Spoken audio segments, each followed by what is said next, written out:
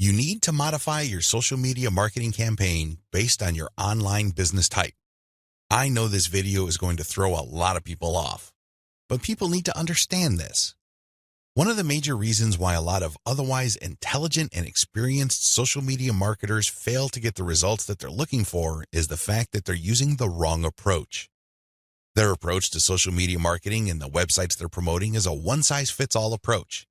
Now, you don't need me to explain to you why that's a bad idea. It doesn't work in most areas of your life, and it definitely doesn't work when it comes to social media marketing. You can't look at this project with the mindset that as long as you pull traffic from social media platforms, then you can use the exact same method and the exact same communication tactics, regardless of the online entity or business you are promoting. Since we're using content to develop relationships on social media platforms, this one-size-fits-all approach is even more fatal. I mean, it's a bad enough idea as it is, but if you were to use a content-based campaign, it gets even worse. The reality is that different business types require different content and publishing strategies. You have to customize, modify, and tweak your particular content and publishing strategies on social media to fit the type of website you are trying to promote. Now, there are a huge number of website variations out there. In fact, there are too many. I would venture to say that the only limit really is your imagination. But if you were to categorize these different website types into 4 rough forms, they would more or less fall into the following: publishing, e-commerce or dropshipping, email lists, and traffic sales. Again, there are many variations of these, but if you were to look at the different types of businesses out there, you can pretty much reduce them to these 4 types. When you study these closely, they have different needs. They have different features that must be addressed. Otherwise, you're not going to get the results you're looking for. Unfortunately, a lot of social media marketers would try to promote a blog the exact same way they would try to promote a dropshipping or e-commerce website. Similarly, somebody who is essentially just trying to sell their social media traffic is trying to do content marketing like somebody with a blog. It doesn't work. It doesn't make any sense. The bottom line is obvious. Different strategies require different content types. You must start with the type of online entity you are promoting. Are you promoting a blog?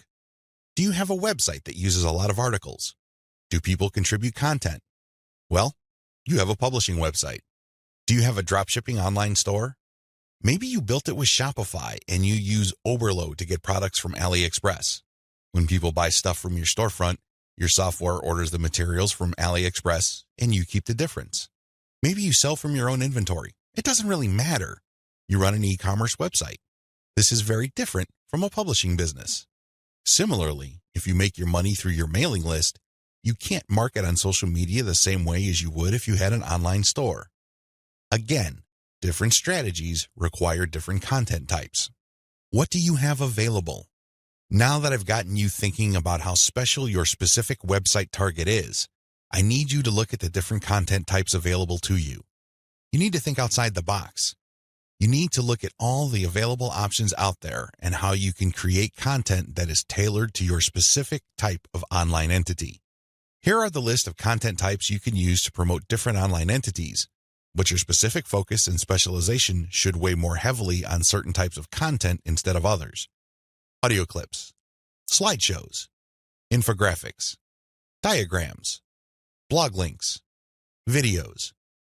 The bottom line: don't just think links. It really freaks me out.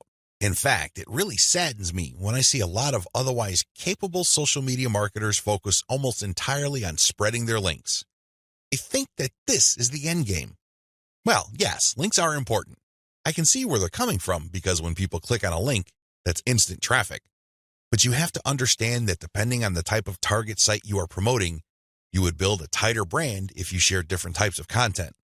In many situations, you probably would be better off sharing more audio or infographics and diagrams than if you were sharing naked links because people are bombarded with links every single day. You have to pay your dues. You have to become familiar enough to your target audience members using these different content types for them to eventually trust you enough to click on your link.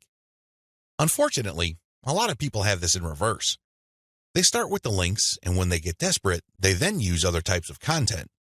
At that point, they're a day late and a buck short. Don't do that.